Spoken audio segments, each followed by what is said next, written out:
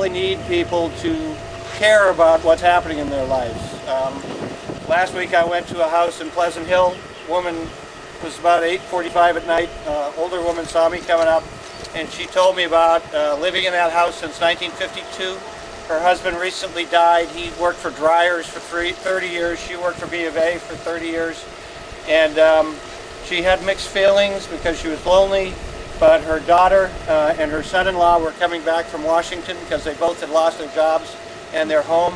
And her granddaughter was coming home from Southern California because she had lost her job.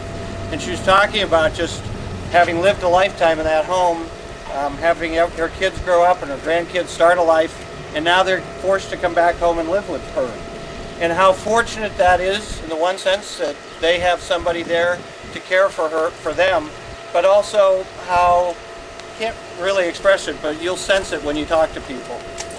This yearning sort of for what went wrong and how can we sort of endure this and shoulder together and come out from this better.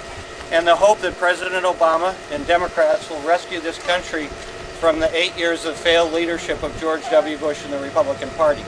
So that's what this is all about. The rest of the country looks at this and they hopefully will see us prevailing, and I know we are going to, because this is about us. This is about this district, and specifically today it's about Antioch and Contra Costa County saying we want to send one of us back to Washington because we want to be represented as a collective. We want somebody who's going to vote for our values, who isn't looking for a seat to run for from another area.